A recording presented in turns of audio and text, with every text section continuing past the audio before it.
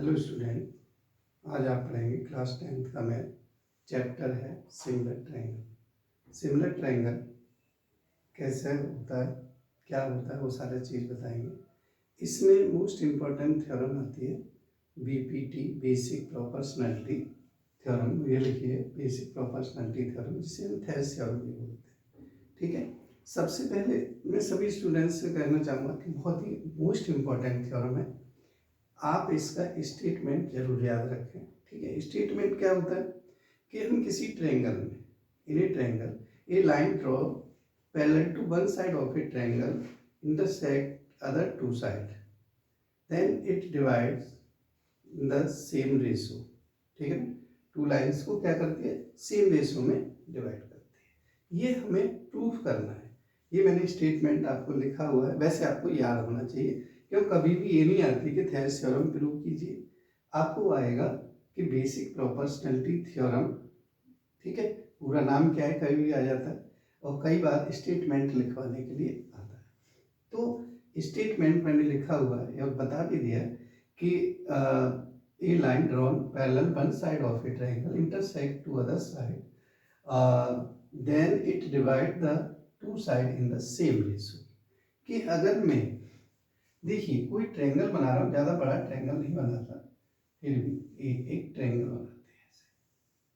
ठीक है। गिवन क्या है, देखिए ट्रायंगल गिवन है, जिसे हम ए बी सी का नाम दे देते हैं। ठीक है। इसमें किसी भी साइड के पर मैं इसमें इस साइड के पैरेलल एक लाइन ड्रॉ करता हूँ डी ई। किसके पैरेलल है, बी सी के। तो इतना करने के बाद जैसे हमें कहीं जाना होता है तो हमें कहाँ कहाँ कैसे कैसे जाना है, पूरा प्लान लेके चलना होता है, क्या हमारे पास है क्या नहीं। तो ये लिखने, वो स्टूडेंट जो बहुत थोड़ा कम समझते हैं ज्योमेट्री, वो सभी स्टूडेंट ध्यान से देखें कि इसमें आपको नहीं थ्योरम आती है, कहने का मतलब थ्योरम नहीं आती है, थोड़ा प्रूफ वगैरह या फिगर आता है, तब भी आप जो है कुछ नंबर ले सकते हैं, कुछ मार्क्स प्राप्त कर सकते हैं। कैसे? नंबर 1, पहली बार लिखेंगे गिवन। गिवन क्या है, आपके पास क्या दिखाई दे रहा है वही गिवन होता है। या आप लाइन पढ़ेंगे, a line drawn parallel one side of a triangle. तो एक ट्रायंगल लिया, तो in triangle A B C. ठीक है। और क्या है, D parallel to B C. बस इतना गिवन है। बच्चे क्या करते हैं, पूरे का पूरा लिख देते हैं, वो आपको नहीं लिखना है। ठीक है। अब आ जाइए टू प्रूफ। जब हम कहीं जाते हैं तो हमारे पास एड्रेस होना बहुत जरूरी है। अगर एड्रेस नहीं होगा तो हम सही जगह पे नहीं पहुंच सकते। ठीक है। तो क्या प्रूफ करना है, ये कहता है, लास्ट वाली लाइन देखिए, then it divide the two side in the same ratio. ये जो लाइन है इन दोनों साइडों को सेम रेशो में डिवाइड करती है, A D upon D B और ए ई अपॉन ई सी के बराबर। ये बात समझ में आ रही है, A D upon D B, A E upon E C. तो ये लिख देना है आपको, A D upon D B equal to A upon E C. Clear है? वो सभी स्टूडेंट जो कम समझते हैं 2-3 बार देखेंगे तो अपने आप आ जाएगा। फिर देखिए, जब आपको सारी चीजें पता लग गई, अब हमें ये प्रूव करें कैसे, तो उसके लिए आप देखिए, ये जो कॉर्नर पॉइंट है, इससे हम एल्टीट्यूड डॉट डॉट डॉट में जो लाइन खींच रहे हैं उसे एल्टीट्यूड, इस पे देखिए एल्टीट्यूड है, और इसे एफ और इसे जी कह देते हैं। ठीक। और देखिए साथ साथ हम इनको भी ज्वाइन कर देते हैं। अब एक बात अच्छी तरह से समझ लीजिए। ठीक है। डॉट डॉट वाली लाइन है, क्या अच्छी तरह समझ लीजिए कि जब हम इस साइड की ट्रायंगल लेंगे, कौन सा, ए बी ई और डी बी ई, तो हमेशा ध्यान रखें दो साइड बेस होना चाहिए। इस बेस पे भी ई एफ परपेंडिकुलर है, इस बेस पे भी ई एफ ही परपेंडिकुलर होगा। अब आ जाइए इधर के बेस पे, अगर मैं ए ई डी लेता हूँ तो डी जी इस पर जो 90 डिग्री का, डी जी परपेंडिकुलर। अगर मैं ई सी डी लेता हूँ तब भी डी जी ही रहेगा। बात समझ में आ रही है? चलिए, प्रूफ बहुत आसान है, ध्यान से समझेंगे तो प्रूफ देखिए। इन ट्रायंगल पहले मैं इन साइड के, इस साइड पे कौन कौन सा देखिए, A D E D B E, तो in triangle A D E and triangle D B E, ध्यान से पढ़ेंगे, ठीक है, इसमें कोई डरने की बात नहीं, बहुत ही इंपॉर्टेंट और आसान चीजें हैं। तो देखिए जब हमने ये लिया तो इसका एरिया को मैं ए आर से रिप्रेजेंट करूंगा, ठीक है, तो एरिया यहाँ लिखूंगा, एरिया ऑफ ट्रायंगल, इसके ट्रायंगल का नाम लिखूंगा A D E upon area of triangle D B E, ठीक है।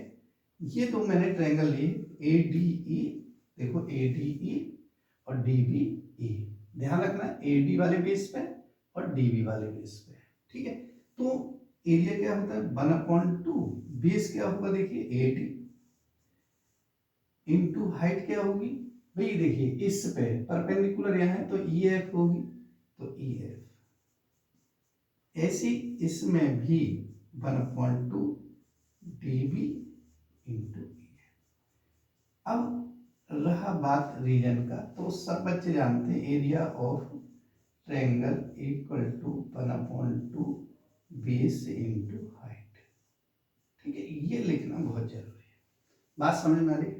चलिए ठीक है, जब आप इसे लिख देते हैं तो 1/2 से 1/2 कैंसिल और ई एफ से ई एफ कैंसिल, क्या बचता है भाई, A D upon D B,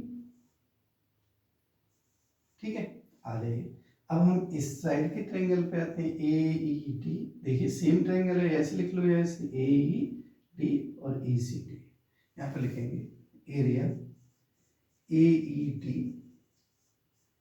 upon area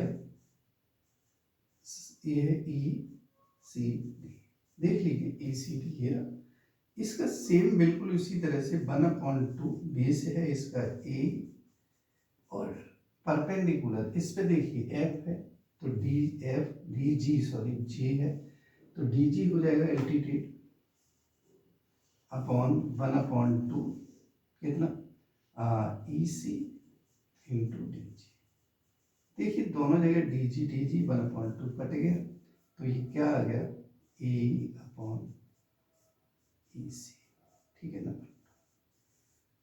यहां तक बच्चा बहुत आसानी से कर लेता है, ये नंबर 1। अब बात आती है मेन पॉइंट की, इम्पोर्टेंट पॉइंट, यहाँ लगभग आप अच्छी तरह लट के जाते हैं तो इसे कर लेते हैं। इसे मैं यहाँ थोड़ा हटा देता हूँ, आप और छोटा लिख सकते हैं साइड में, यहाँ पे एरिया को A R triangle 1/2 base into height, ठीक है, क्योंकि मुझे थोड़ा सा स्पेस का ध्यान रखना। अब देखिए ध्यान से देखिए, ये जो ट्रायंगल है इसमें डी ई सेम बेस आ रहा है और लाइन भी पैरेलल है, ठीक है ना, सेम बेस आ रहा है और लाइन कैसी है, पैरेलल लाइन है, तो ट्रायंगल्स आर बिटवीन पैरेलल, है ना, lie between same side and between parallel line, दोनों पैरेलल लाइनों के बीच में एंगल ट्रायंगल है, तो इसका एरिया इक्वल होता है, तो हम लिखते हैं area D B E equal to area कौन सा ई सी डी, ठीक है। तो यहाँ रीजन जरूर लिखेंगे, triangles lies between same base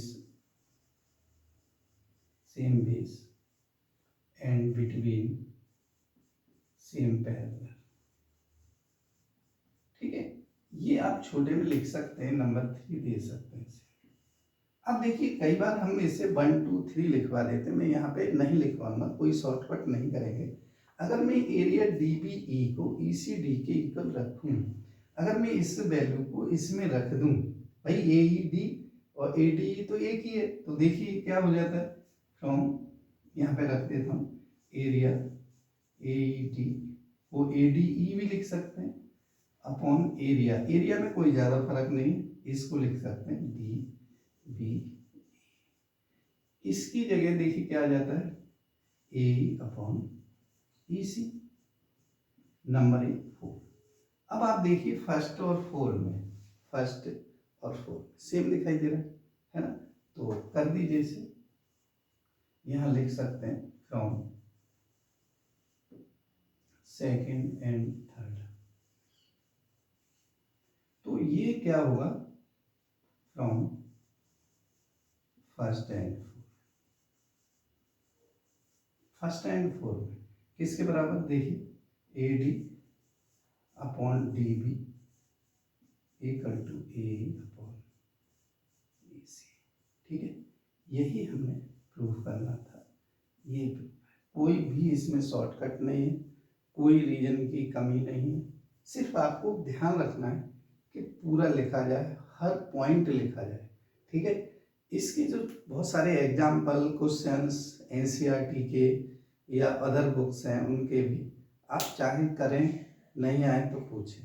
ठीक है, तो ये थ्योरम है, दोबारा देख लीजिए, A D upon D B A upon E C, A D upon D B A upon E C, hence proved लिख सकते हैं यहाँ पे।